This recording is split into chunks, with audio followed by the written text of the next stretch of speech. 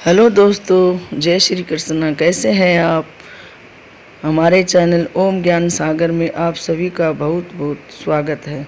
आज हम आपके लिए लेकर आए हैं बृहस्पति व्रत की कथा व विधि विधान, किस तरह व्रत करना चाहिए।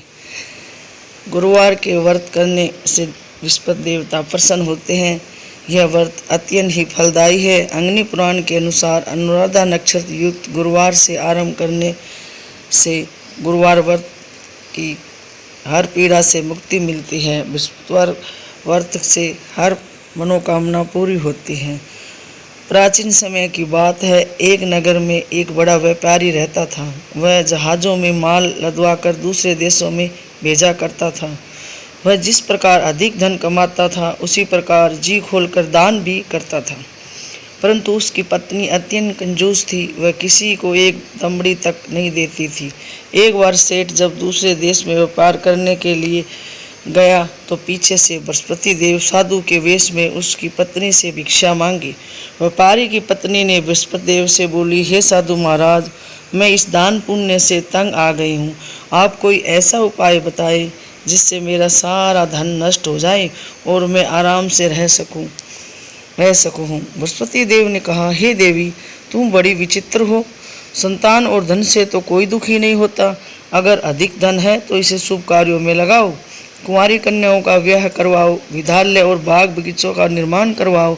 ऐसे पुण्य कार्य करने से तुम्हारा लोक और परलोक सार्थक हो सकता है। परंतु साधु की इन बातों से व्यापारी की पत्नी को खुशी नहीं हुई। उसने कहा, मुझे ऐसे धन की आवश्यकता नहीं है जिसमें मैं दान दूं।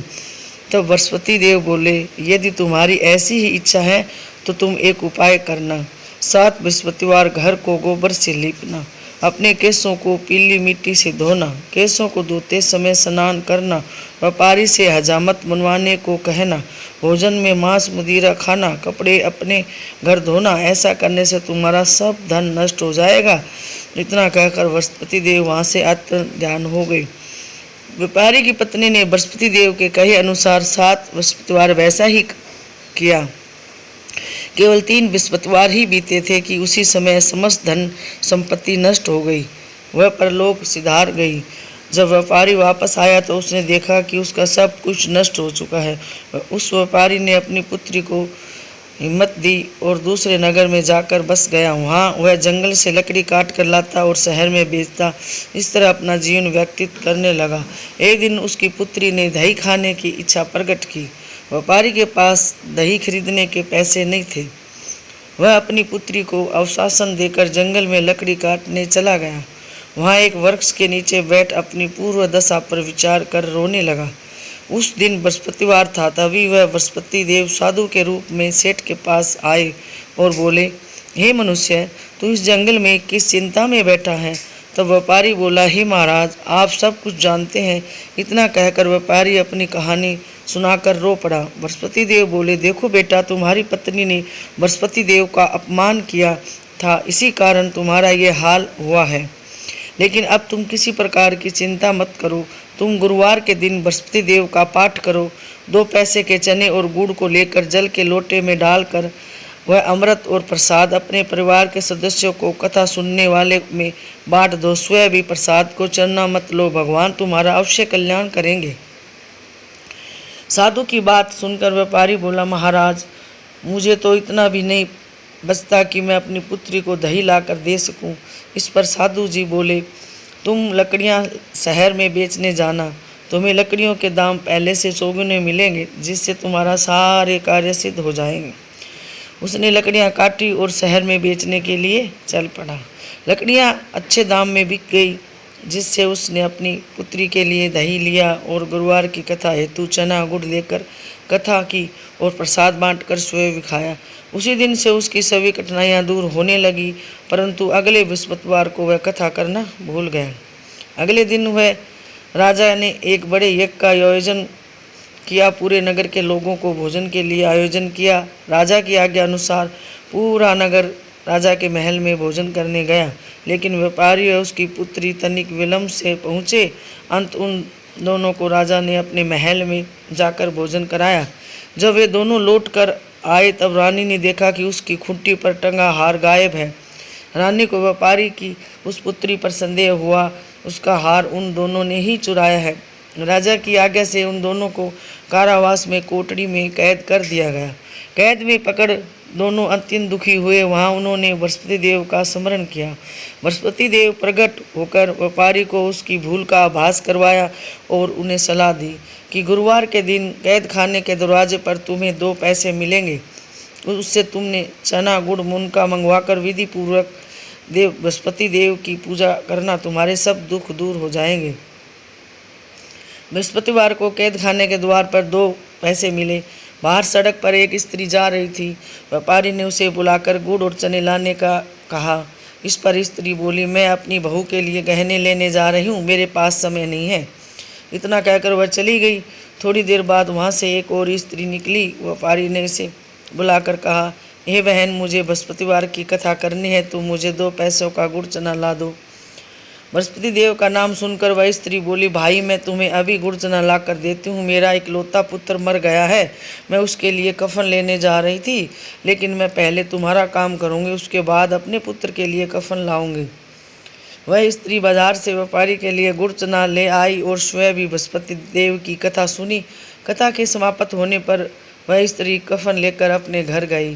घर पर लोग उसके पुत्र की लाश को राम नाम सत्य कहते हुए शमशान ले जाने की तैयारी कर रहे थे। स्त्री बोली, मुझे अपने पुत्र का मुंह देखना है। जैसे ही उसने मुंह में चना मत डाला, उसका पुत्र जीवित हो उठा।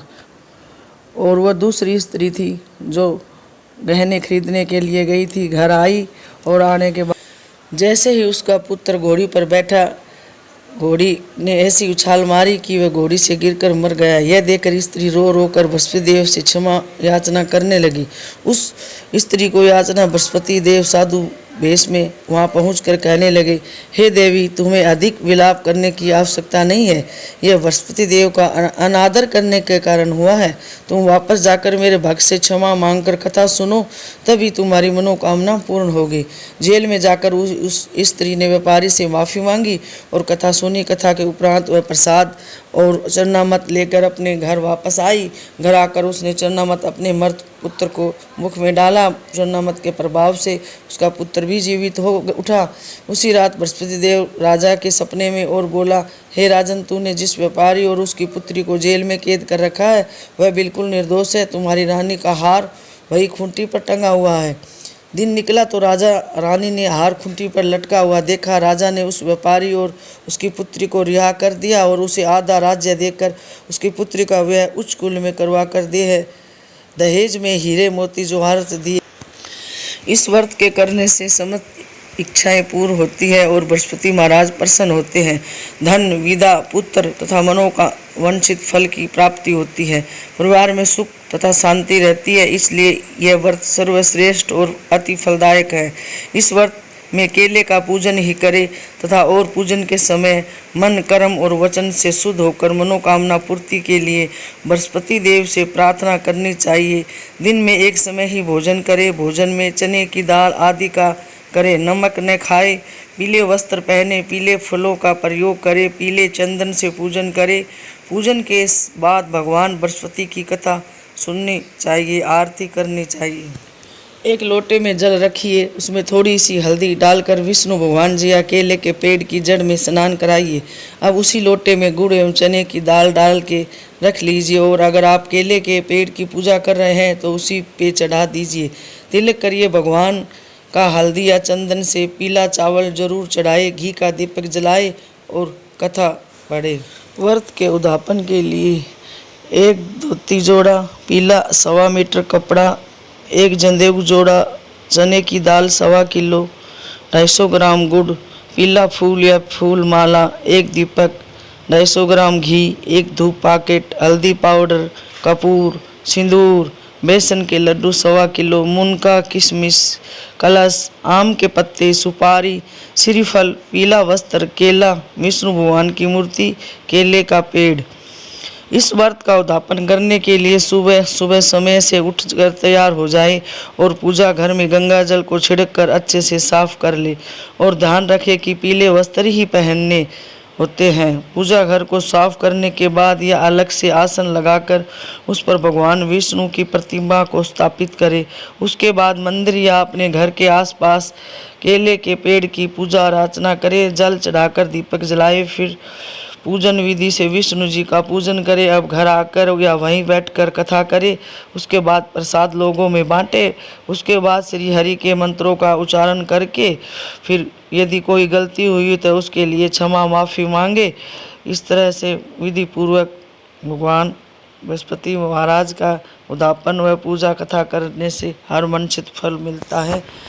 बृहस्पति ग्रह दोष के प्रभाव: सोने की हानि, चोरी की आशंका, उच्च शिक्षा की राह में बाधाएं, झूठे आरोप के कारण मान सम्मान में कमी, पिता को हानि होने की आशंका। बृहस्पति ग्रह दोष के उपाय: परम पिता ब्रह्मा की आराधना करें, बहते पानी में बादाम तेल नारियल प्रवाहित करें, माथे पर केसर का तिलक लगाए, सोने की अंगूठी में 5.25 रत्ती का पुखराज गुरुवार के दाएं हाथ की तर्जनी अंगुली में धारण करें। पूजा स्थल की नियमित रूप से सफाई करें। पीपल के पेड़ पर 7 बार पीला धागा लपेटकर जल दें। 600 ग्राम पीले चने मंदिर में दान दें। जुए सट्टे की लत न पाले। मांसाहार खान पान से परहेज करें। कारोबार में भाई का साथ लाभकारी मदद। बृहस्पति देव की आरती लगाऊं कदली फल मेवा। ओम जय बृहस्पति देवा, तुम पूर्ण परमात्मा, तुम अंतर्यामी, जगत पिता जगदीश्वर, तुम सबके स्वामी। ओम जय बृहस्पति देवा, चरणामत निज निर्मल, सब पातक हरता, सकल मनोरथ दायक, कृपा करो बरता। ओम जय बृहस्पति देवा, चरणामत निज निर्मल, सब पातक हरता, सकल मनोरथ दायक, कृपा करो बरता। ओम जय बृहस्पति देवा, तन मन धन अर्पण कर, जो जन शरण पड़े, प्रभु प्रकट तब होकर आकर द्वार खड़े। ओम जय बृहस्पति देवा, दीन दयाल दयानिधि, भक्त हितकारी, पाप दोष सब हरता, भव बंधन हारी। ओम जय बृहस्पति देवा, सकल मनोरथ दायक, सब संयम हारो, विषय विकार मिटाओ, संतन सुखिहारी। ओम जय बृहस्पति देवा, जो कोई आरती तेरी प्रेम सहित गावे, ज्येष्ठानंद आनंद सो निश्चय पावे। ओम जय बृहस्पति देवा। बोलो विष्णु भगवान की जय, बृहस्पति महाराज की जय। और भी आपके लिए हम ऐसी वीडियो लेकर आएंगे। हमारे चैनल को सब्सक्राइब करें, वीडियो को लाइक करें और अपने दोस्तों परिवार के साथ शेयर करें। धन्यवाद।